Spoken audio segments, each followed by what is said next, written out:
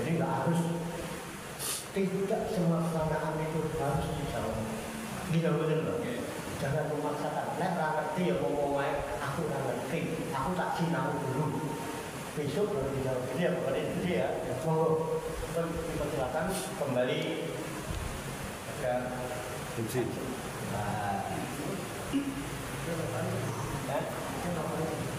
Enggak tahu terserah. Monggo.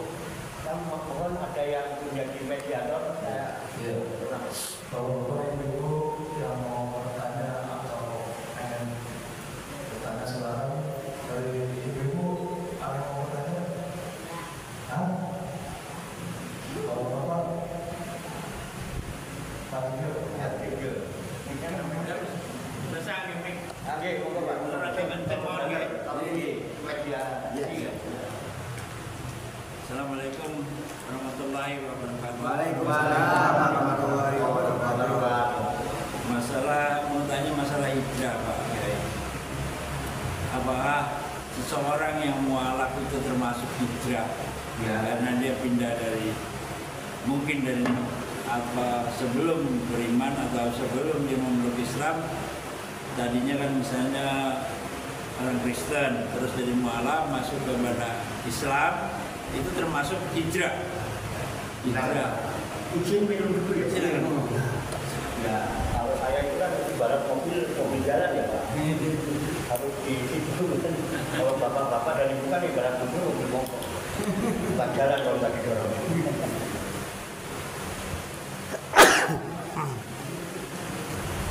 Baik, kata Pak Jawab. Nanti kalau ada ini yang lain itu menjawab nggak apa-apa. Kalau ada pendapat lain, karena ini kan pendapat Bapak. Pertanyaan tentang hijrah. Apakah orang yang alaf itu hijrah?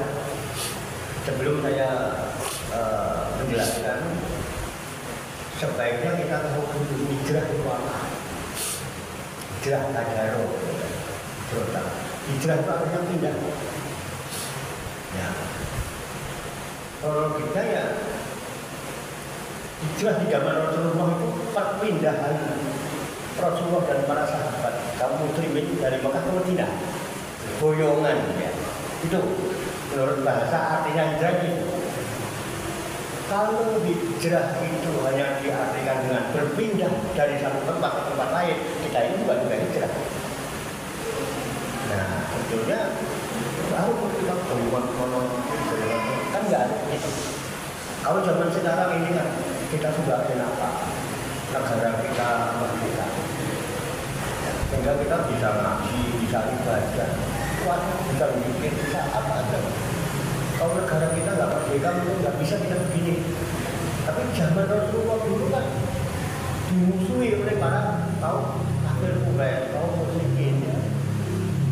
Sehingga terhadap hijrah dari Mekah ke Madinah. Kita apa perlu hidup? Ya tidak. Terus kita harus mengamalkan ayat itu bagaimana? Hijrah yang ada sekarang itu hijratul qalbiyah. Jadi hijrah itu dulu dari Mekah ke Madinah, kemudian Rasulullah kembali dari Madinah ke bisa merebut ke Mekah, namanya Fathul Mekah. Setelah Fathul Mekah Rasulullah mengatakan, "La hijrah ba'dal fathi." Setelah kota Mekah direbut oleh kaum muslimin sudah tidak ada. Pindah-pindah gitu. Jadi hijrah yang bisa kita lakukan sekarang adalah hijratul qalbiyah. Hijrah minad dzulumati ila nur. Orang yang mualaf itu hijrahnya qalbiyah Pak. Hijrahnya hijrah etikot. Akidah urusan kolbu. Keyakinan mana? Tadinya dia dari kegelapan ini, terus merasa ada sedikit cercah cahaya yang membuat dia tertarik dengan cahaya itu. Kemudian dengan membulatkan tekad, berpindah keyakinannya, pindah ke agama Islam. Jadi termasuk hijrah, tapi hijrah qalbiyah. Dari lembah kegelapan menuju nah ini hijrah, yang tadinya nggak pernah musik juga hijrah, hatinya juga mulai tertarik kepada masjid Qalbuna. Itu kira-kira Pak. Kalau ada yang mau memperluas, mau Pak Badir, Pak Mariadi, Pak Nanang, silakan. Kalau hijrah pindah rumah gimana? Baik-baik. Hijrah pindah rumah ini. Hijrah Pindah rumah, hijrah juga kan dibilangnya. pindah rumah. Niatnya, kalau niatnya pindah rumah karena menghindari demo, ya, itu niatnya bisu ini ya, niatnya buruk. Pindah rumah karena apa? Takut ditagih. Kalau pindah rumahnya ingin mencari lingkungan yang lebih baik supaya ada perubahan ibadah, Pak. Bisa dipahami dulu ya. Iya kan ini amal-amal.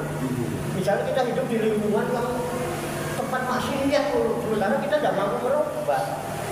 Sementara ada perintah, man ra'a minkum munkaran falyughayyir biyadihi. Fa illam tastati fa bi lisanihi, wa illam yastati fa bi qalbihi. Dan siapa melihat kemungkaran di sekelilingnya, berubah dong dengan kekuatannya. Dengan kekuatan amarah misalnya, berubah, cegah. Tapi kalau dia nggak punya kemampuan, tapi lisanihi, para ustaz, para kiai, nasihatin, ingatkan, Pak, saya nggak bisa nasihatin, galakan dia, udah hijrahnya tapi qalbihi. Jangan larut, jangan malah melok, jangan malah ikut-ikutan, udah tahu maksiat. Nah, ketika kita sulit menghindari itu, wah, saya niatkan mulai hari ini saya tidak mendapatkan ketenangan dari ibadah, saya akan pindah cari tempat yang lebih baik. Karena apa? Menyangkut anak-anak kita. Karena apa? Karakter itu bisa dibentuk oleh peruang. Itu kumpulan. Nah, kira-kira begitu Pak Madani ya. Ya, tapi kalau ada pandangan lain, apa? Kita bebas. Kita sokep ya. Ya, kita sokep ya. Ya, pakat dong. Iya. Jangan tunggan-tunggan, jangan tunggan-tunggan, biasa aja lah. Yang nyantai aja, yang nyantai. Nanti kalau kurang ya, mau sambil ngomong apa nanti lah. Bisa saya tanya sekali. Nah, ya baik. Kenapa umat Islam selalu dibimbing dengan pahala yang itu sehingga kita berpuasa ini dapat pahala bisa ini paling bisa dapat surga. Untuk menerapkan rasa ikhlas karena Allah Subhanahu Wa Taala itu gimana? Kenapa umat Islam selalu dibimbing? Maaf ya, saya pakai media ya. Iya, kupingnya kurang. Kenapa kita selalu dibimbing dengan pahala? Ya. Sementara kita harus berlaku ikhlas. Ya. Bagaimana caranya untuk bisa berlaku ikhlas itu? Oh iya. Baik. Kok kita ini selalu diiming-imingi dengan surga, diancam-ancam dengan neraka. Sementara kita dituntut dalam ibadah kita untuk ikhlas. Oke. Pak Maradi, kita hidup di masyarakat. Masyarakat kita status sosialnya berbeda-beda. Berbeda status sosial, berbeda latar belakang pendidikan. Benar-benar di masyarakat kita tidak semua kayak Pak Mardi. Ada yang misalnya gini Pak, kita perlu bijaksana. Jadi kita sepakat ya, saya tahu Pak masuk di Indonesia di bawah Wali Songo ya. Wali Songo itu asing mengislamkan Jawa Dwipa. Dulu Jawa di Indonesia. Sebelum Indonesia Jawa. Kemudian Jawa Dwipa, baru Nusantara, baru NKRI baru 80 tahun. Indonesia itu baru 80 tahun. Sebelumnya Nusantara, kemudian Jawa Dwipa. Dulu kita Indonesia Jawa. Dulu Wali Songo datang ke Jawa, berdakwah. Di Jawa itu sudah banyak keyakinan macam-macam. Sebelum Islam, bahkan sebelum Islam sudah ada Kristen, sudah ada Buddha, sudah ada Hindu. Dan Indonesia itu luar biasa. Sebelum Rasulullah lahir, Indonesia tidak memiliki kerajaan besar satu negara. Itu abad ketiga. Abad kelima kita punya kerajaan Kalingga yang dipimpin oleh Ratu Sima, Maharani Sima. Rasulullah lahir tahun 571. Jadi Indonesia itu peradabannya sudah luar biasa. Nah, masuklah Islam. Islam datang itu dari abad itu sudah masuk, Pak. Abad 14, abad 15 baru bisa masuk ke pedalaman Jawa. 800 tahun Islam itu diperjuangkan untuk mengislamkan Indonesia. Nah, karena sini banyak keyakinan, banyak macam-macam di Indonesia, sehingga dulu ada yang namanya Harokah Dakwah wa Tarbiyah Aulia Unisa. Harokah itu gerakan, tarbiyah pendidikan. Ya, Harokah Dakwah dan Tarbiyah, gerakan dakwah dan pendidikan namanya Aulia Unisa. Itu sebuah gerakan, sebuah gerakan. Yang kebetulan anggotanya selalu 9. Nah, makanya disebut Wali Songo. Aulia Unisa itu Wali Songo. Sulit Pak masuk. Nah, begitu mulai ada orang Jawa yang masuk Islam, kebetulan beliau putra Bupati Tuban, namanya Raja Masakit, ya, putranya Adipati Londo, masuk di anggota gerakan dakwah Wali Songo. Padahal dulunya berandal saja. Kemudian jadi muridnya Sunan Bonang, muridnya Syekh Maktum Ibrahim, masuk anggota Wali Songo, mulai berdakwah ke jalan. Begitu belajar membaca Al-Quran, ada di surat An-Nahl, U'u ila sabili rabbika bil hikmah wal mau'izatil hasanah wajadilhum billati hiya ahsan. U'u, ajaklah manusia ila sabili rabbika, menuju jalan Tuhanmu. Jadi dakwah itu ke jalan Allah, bukan jalan-jalan lain. Ud'u ila sabili rabbika, seluruhlah manusia itu menuju jalan Tuhanmu, jangan ke jalan lain. Kalau tidak ada jalan lain, bohong.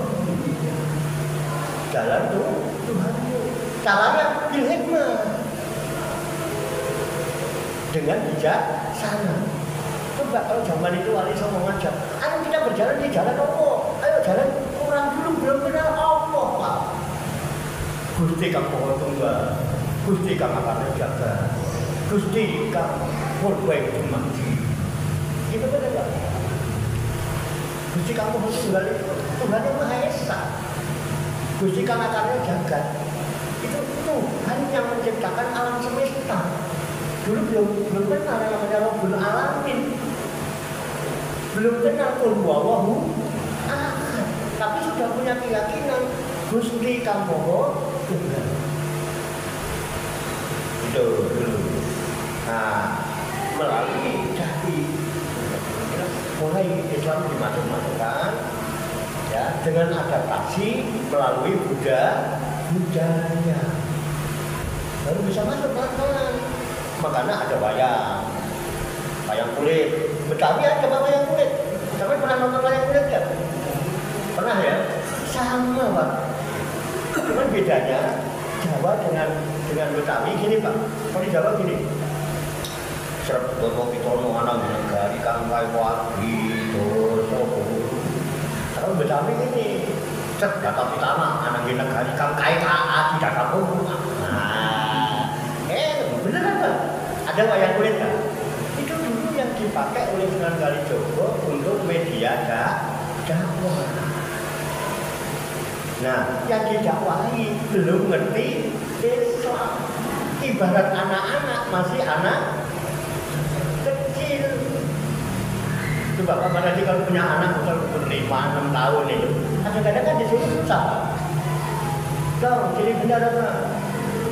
Nih, Bapak, rokoknya habis, bin rokok di sana tuh aduh. Bapak gitu. Lu lagi main, lagi main game. Lu lagi main. Bapak apa? Udah, beli rokok ya. Itu harganya 15.000. Jadi duitnya 20.000. Yang 5.000 buat engkau. Berangkat nggak? Berangkat nggak? Berangkat Pak.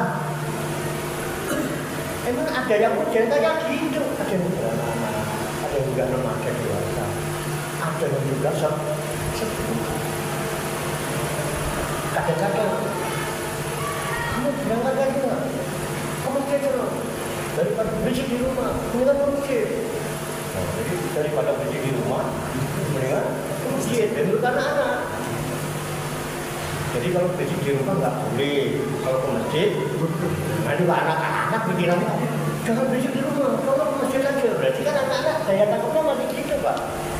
Makanya nggak aneh kalau anak-anak di masjid berisik.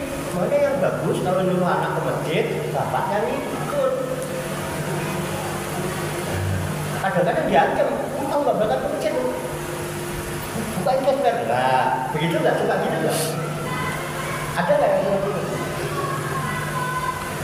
Bisa dipahami bahasa saya Pak? Nah di masyarakat kita masih kayak begitu Pak.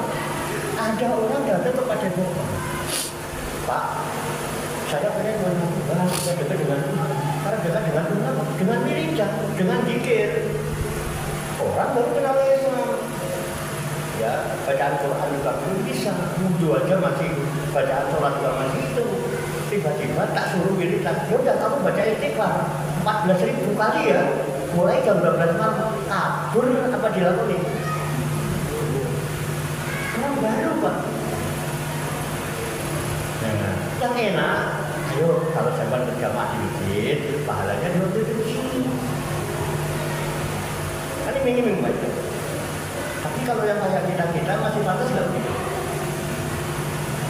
Nah, jangankan mau wiridan jam rolah 14.000, tangan tak dulu 1.000 berapa? Buat kalau jahitan Pak, ini dalam kok.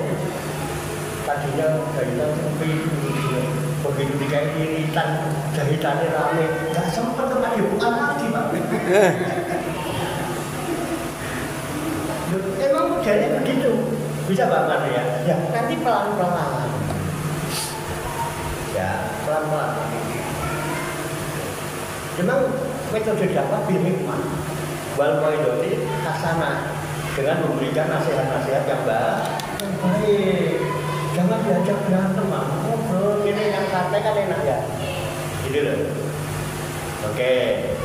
Belajar dulu berarti diangkat kalau memang harus berdebat dengan cara yang baik. Itu Quran mengajarkan begitu dalam benda. Itu metodologi dakwah Pak Mariadi ya.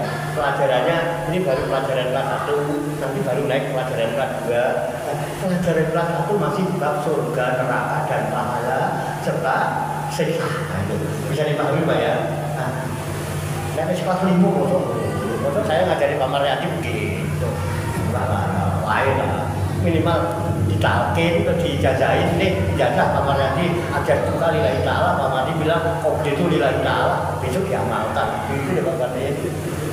Terima Pak Mariadi, monggo kalau memang ada kurang-kurang berkenan, kalau ada yang menanggapi silahkan Pak. Aku bebas Pak, bebas.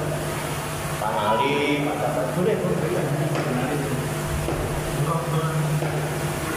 Cari senderan yang enak Pak. Monggo kabarnya silakan. Dan ada baca adab berdoa. Adab berdoa. Ya. Ya, berdoa yang baik seperti apa? Ya. Enggak, saya biasanya kalau nggak buka mic ini nggak malam gimana? Malam nggak pakai. Kalau kami bikin nggak marem katanya nggak puas. Kan jadi keras suaranya. Oh jadi lebih keras suaranya gitu. Tapi kalau saya baca di surat ke-7 ayat 55 sama 56 nggak masuk. Kalau keras begitu. Ya. Kalau kayak 55 sama 56 nggak masuk. Ditanya. Iya. Begini Pak Badin ya, ada berdoa, enggak ada berdoanya dulu ya. Ada berdoa di kabulkan dengan penuh baru, dengan penuh santun. Kan kita tahu dulu kita mau berdoa itu kepada siapa, kita memohon kepada siapa.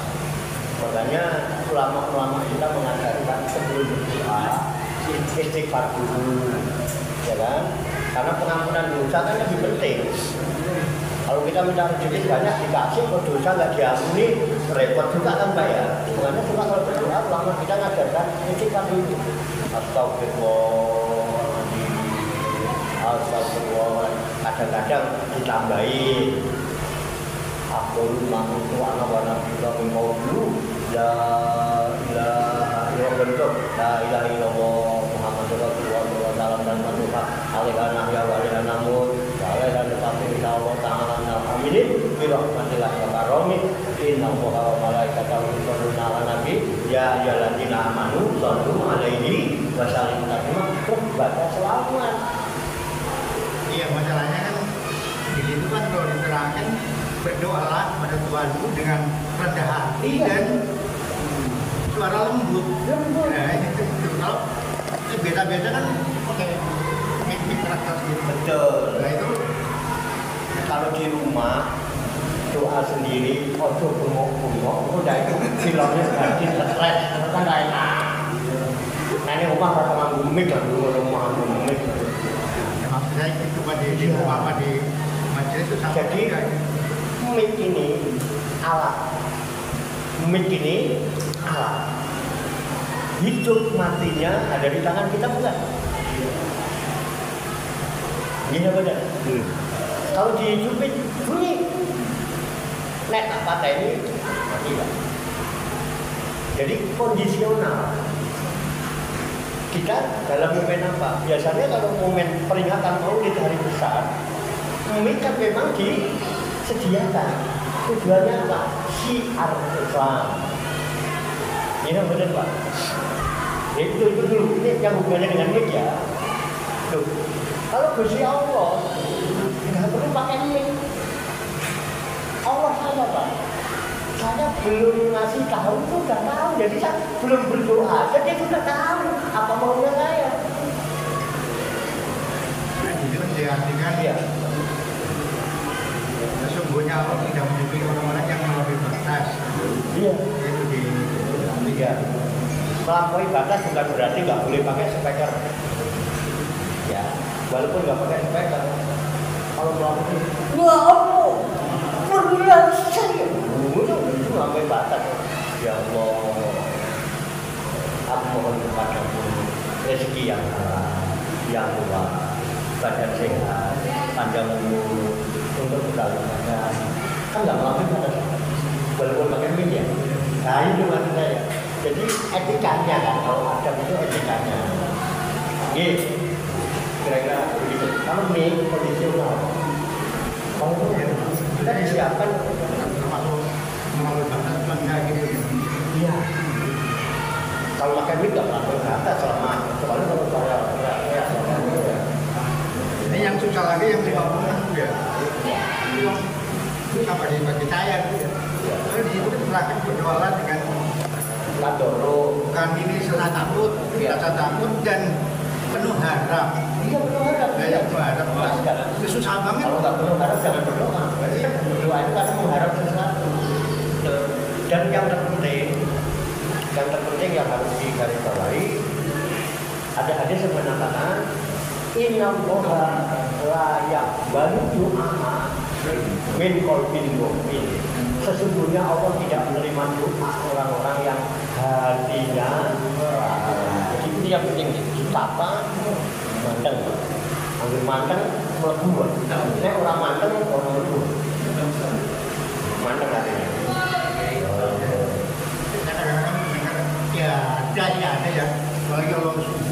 begini loh kalau masalahnya begitu loh cara berdoanya. Kalau saya gimana ya?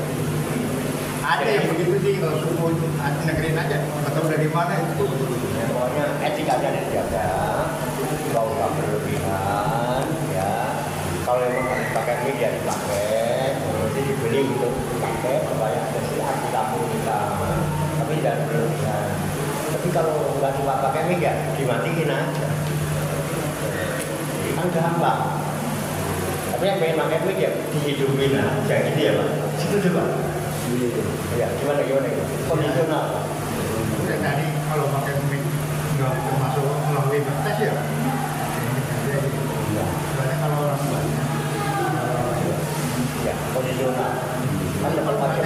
Di ayat itu kan tadi nggak ada yang masuk. Ya, itu yang penting semua kita lakukan dan sesuai dengan etika dan aturan yang sudah ada. Selebihnya kita tawakal, kita serahkan kepada Allah nanti yang memberikan taufik dan hidayah. Gitu. Kayak kita jadi memberikan masukan-masukan kan nggak bisa dipaksakan, makanya kita ini masih harus pakai surga, ini harus pakai ancaman neraka, kan gitu. Kalau enggak nanti sepi. Kan kita lihat dulu, makanya ada syariatnya, ada torekotnya. Ya, biar Saya tahu sehari-hari sering terjadi kepada jamaah. Kadang-kadang kita lagi sholat nggak konsentrasi Ustaz. Kadang-kadang tuh kekurangan rakaat atau rakaat untuk selalu kita istiqomah kepada Allah itu gimana kita Ustaz? Baik, menjaga istiqomah di dalam sholat kan seringkali itu terjadi lupa rakaat gitu kan, bacaan atau lalai gitu. Supaya tetap istiqomah di dalam sholat itu seperti apa? Ya, sholatlah. Suka lupa rakaat gitu ya. Ya. Yang namanya manusia itu labil ya Pak. Tidak ada manusia yang sempurna. Sehingga kalau dikorek itu mesti ada aja kurangnya. Salahnya ada aja. Karena apa?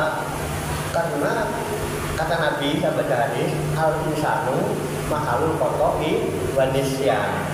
Manusia itu tempatnya salah, tempatnya lupa. Dan Allah yang maha menciptakan manusia tahu persis kondisi itu, sehingga ketika terjadi satu kesalahan atau kelupaan, Allah memberikan solusi. Nah, kalau tanya caranya, ya caranya itu kan metode ya Pak. Torekoh itu metodologi, torekoh itu jalan. Jadi wa alla wistaqomu ala tariqati fa asfainahu ma'an godako. Siapa yang dia istiqomah di atas tariqah buahnya di jalanku, aku akan berikan minum dengan air yang menyegarkan. Istiqomah di jalannya. Begini, makanya kita disyariatkan sebelum sholat kan wudu ya Pak. Nah, wudu itu selama ini secara fikih wudu itu bersuci. Bersuci bukan Pak? Bersuci dari najis dan hadas kecil, bukan hadas besar. Karena wudu itu adalah syariat yang digunakan untuk membersihkan, mensucikan hadas kecil. Kalau hadas besar dengan mandi, betul? Ya, wudu ya Pak. Selama ini yang kita ketahui itu kan. Tapi kalau kita membuktikan, apa benar sih wudu itu membuat kita suci? Ya. Dulu kan Pak, beda lagi Pak nanti bahasanya. Wudu yang wudu, apalagi musim flu, yang umbelen ya, umbelen. Apalagi yang dibawa-bawa jelas. Penuh najis kan gitu ya. Nah itu. Makanya wudu jangan sebatas dipahami sebagai pembersih. Tapi coba pahami sebagai pelepasan.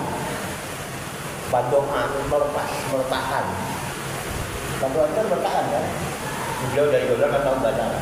Bandoan itu meletakkan, lepas letakkan. Wudu itu artinya sebetulnya. Kalau bersih itu toharo, zakat, gitu ya. Kalau doa itu melepas. Ini kita lepas, saya letakkan.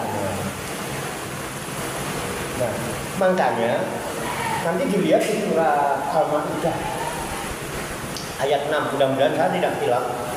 Bunyinya begini, ya ayyuhalladzina amanu idza kuntum ila sholati faghsilu wujuhakum wa aydikum ilal marafiqi wamsahu bi ru'usikum wa arjulakum ilal ka'bain. Artinya, ya ayyuhalladzina amanu, wahai orang-orang yang beriman, idza kuntum, apabila engkau berdiri ila sholati, untuk melaksanakan sholat, faghsilu wujuhakum, maka basuhlah wajahmu. Satu, wa aydikum, wa aydiyakum, dan kedua tanganmu ilal marafiqi, sampai ke situnya. Wamsahu bi ru'usikum, sapulah kepala kamu, menyapu kepala. Tiga, yang keempat, wa arjulakum ilal ka'bain, dan kedua kaki kalian sampai mata. Jadi mata kalian kena. Kalau nggak kena ya. Nah, dari firman Allah itu kemudian di dalam ilmu fikih dijadikan landasan tentang arkanul wudu'i, rukun wudu. Di mana salah satu rukun apabila tertinggal maka tidak sah wudunya. Tapi kalau rukun wudu di dalam fikih ada 6, karena di situ tidak disertakan niat. Ketika membahas masalah niat, innamal a'malu binniyat, wudu musah berdasarkan niat, sehingga niat diletakkan pertama. Arkanul wudu'i sitatun, rukun wudu ada 6. Yang pertama an-niyatu, pertama berdiri. Sholat yang pertama rukunnya berdiri. Poso yo niat, haji niat, umrah apa wae, rukun pertama adalah niat. Baru membasuh muka, mencuci tangan sampai kaki, menyapu kepala, sampai siku, menyapu kepala, kaki sampai mata kaki, itu 5. Kemudian yang ke-6 tertib, nggak boleh walik-walik. Tertib itu ibda'u bima bada Allah, mulailah kamu sebagaimana yang dimulai oleh Allah. Kalau Allah suruh muka dulu baru tangan dulu, jangan tangan dulu baru muka dong. Itu namanya nggak tertib. Sehingga rukun wudu ada 6. Nah, coba mulai sekarang ya, ketika kita wudu, iktikadkan dalam hati, niatkan, saya bukan cuma membersihkan muka, tapi saya akan melepaskan segala ego saya.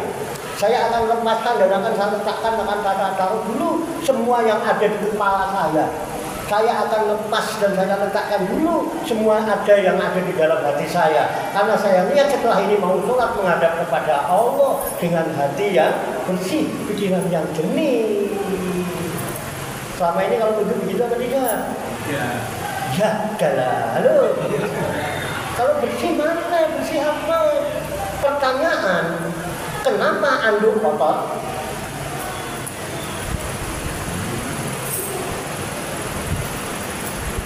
Halo. Bukankah anduk itu selalu kita pakai setelah kita bersuci? Itu artinya kita tidak ada yang bisa mensucikan diri. Jangan sok-sok suci. Kita nggak suci kalau tidak disucikan oleh Allah. Makanya ya, inama yuridu juga Indonesia. Allah yang menghendakkan untuk bersuci. Saya kalau itu minta, saya tak mau. Saya tidak bisa kok mensucikan diri. Biar ada orang yang mensucikan saya. Bagaimana Pak? Jadi kalau lagi kalau ini itu Gimana Pak? Ada doa-doa di ketika melakukan gerakan itu seperti dimasuk tangan tadi apa? Oh ya, kalau Bapak mau merujuk pada kitab Bidayatul Hidayah, itu di bab-bab bersuci, bab toharoh, di situ akan dirinci ketika cuci tangan, ketika berkumur, ketika menyapu tangan. Kita bisa bayangkan, Pak, ketika kita pakai itu, ya kondisi buruk itu nggak akan selesai Pak, karena tiap ini ada doanya loh, itu Bidayatul Hidayah. Saya aja nggak hafal, jujur aja saya nggak. Ya kan? Tapi kalau kita pakai etikot dengan apa yang kita pahami, bisa punya. Kita cuci tangan, ya Allah, cucikan tangan saya dari segala bentuk kemaksiatan. Dan itu, ya Allah, sampai sikut, cucikan sikut saya biar saya nggak suka sikutan. Dalam hati aja, Allah tahu nggak? Tahu. Waktu cuci muka itu, Niat itu boleh gitu. boleh lah, yang orang siapa? Kau niat itu di dalam hati. Orang di sebelah kita nggak tahu kok niat kita. Gila bener. Ketika nyuci muka, ya Allah, cucikanlah segala indera yang ada di wajah saya dari segala bentuk kemaksiatan. Ya Allah, sucikan telinga saya dari segala apa yang saya dengar. Ketika nyapu kepala, ya Allah, sucikan otak saya dari pikiran yang ngeres. Enak. Gampang nggak? Sambil itu dalam hati dietikolkan. Daripada sampai bersuci sambil ngapalin bunga nih orang paham, makanya hatinya kemana? Jadi pelepasan, lepasin semua, ngadem Allah, jangan bawa apa-apa. Kita ini kan udah terus dengan sesuatu kan kepikiran terus, keingetan terus. Akhirnya Allahu Akbar, Bismillahirrahmanirrahim. Akhir bulan nih, gajian 4 juta. Alhamdulillahirabbil alamin. Kredit motor 600. Ar-Rahmanir-Rahim. Putra 4 juta. Ya. Balik yaumnya diutang loh. Aku saya ya kan? Bilang balat dolin, nombok buah. Itu jadi masalah kan. Lepasin dulu yang begitu, kita mau ngadep Allah cuma 5 menit, 10 menit, 15 menit di sini saya latih udah bubar nih. Berapa menit udah Pak? 5 menit apa? 15 menit. 5 menit. 5 menit dulu. Menit dulu. Halo 5 menit. Nah, bagaimana Pak Marandi, gimana? Sip. Udah sip, udah begini. Amalkan mulai besok. Jangan disusah-susah, Allah itu yuri juga bikumul usra, wala yuri juga bikumul usra. Allah itu mengendaki kalian kemudahan. Allah tidak pernah mengendaki kalian kesulitan. Jangan dipersulit. Digampangin aja susah. Tidak ngaji gampang ini loh, gak belum teko. Ini sebenarnya kalau pengurus DKM datang semua aja udah penuh ini. Kamu nak ngomong terang-terangan, pengurus DKM undang saya kok biar diri dari kita. Katanya musyawarah saya. Aku yang ngomong yang harus ngomong. Biar nggak ngerasa ini ya Pak Tim yo. Ngapunten nggih. Oh enggak arep mangkel. Pun monggo silakan. Aku terserah, aku nurut. Pak cekap, aku cekap. Nah terus nek perlu orang pakai mic sambil ngopi di luar di ragu. Monggo enggak apa-apa. Selama saya dianggap masih ada manfaatnya, monggo. Saya hanya sebagai pemimpin, saya di sini sebagai pelayan, sopir, ya, monggo. Oh, jangan mobil. Ini kenapa nanti? Kan pakai AC Pak. Pakai AC. Nah, nanti kalau mobil ini pakai bening rokok. Pindah mereka. Oh pindah, ya, itu juga pindah. Nah, terus mereka dingin. Masih ada monggo silakan. Di rumah aja boleh, ya rumah aja kalau kandungan saya. Ya kandungan biasa-biasa aja. Ayo saya jenengan ya. Pak Fadil mati nek orang tengok orang mikir. Hah? Sesone. Ini raya-raya karo aku ora. Aku nemaru deh, raya-raya itu. Bagaimana Pak? Ibu, Ribon? Tetap Pak? Tetap. Demikian semoga Allah Subhanahu wa taala senantiasa memberikan bimbingan, taufik, hidayah dan inayahnya kepada kalian, memberikan kekuatan lahir dan batin, mampu mengamalkan dalam kehidupan kita sehari-hari, sehingga kita digolongkan Allah menjadi hamba Allah yang muslimin, mukminin, mukhlisin dan muttaqin yang selamat, sejahtera, bahagia di dunia dan di akhirat. Amin ya rabbal alamin. Doa Pak Fadil. Allahumma shalli wa sallim wa barik ala sayyidina Muhammad wa ala alihi wa sahbihi ajmain bi rahmatika ya arhamar rahimin. Allahumma rabbana ighfir lana dzunubana wa li walidina wa li auladina wa li masyayikhina wa li ikhwanina wa li jironina wa li asatidina wa li talamidina wa ولتلامذتنا ولجميع المؤمنين والمؤمنات والمسلمين والمسلمات الأحياء منهم والأموات وتابع بيننا وبينهم بالخيرات رب اغفر وارحم وأنت خير الراحمين ولا حول ولا قوة إلا بالله العلي العظيم اللهم ربنا إنا نسألك علما نافعا وعملا متقبلا ودعاء مستجابا ورزقا حلالا طيبا وسعة في الدنيا والآخرة يا أرحم الراحمين اللهم ربنا لا تزغ قلوبنا بعد إذ هديتنا وهب لنا من لدنك رحمة إنك أنت الوهاب اللهم ربنا هب لنا من أزواجنا وذريتنا قرة أعين واجعلنا للمتقين إماما اللهم ربنا آمنا بما أنزلت واتبعنا الرسول فاكتبنا مع الشاهدين اللهم ربنا تقبل منا إنك أنت السميع العليم وتب علينا إنك أنت التواب الرحيم اللهم ربنا آتنا في الدنيا حسنة وفي الآخرة حسنة وقنا عذاب النار وصلى الله وسلم على سيدنا ومولانا محمد وعلى آله وصحبه أجمعين وآخر دعوانا أنil hamdulillahi rabbil alamin. Taqabbalallahu minna wa minkum taqabbal karim. Qabul ya rabbal alamin. Demikian banyak kekurangannya, banyak kesalahannya, saya mohon maaf. Wassalamualaikum warahmatullahi wabarakatuh.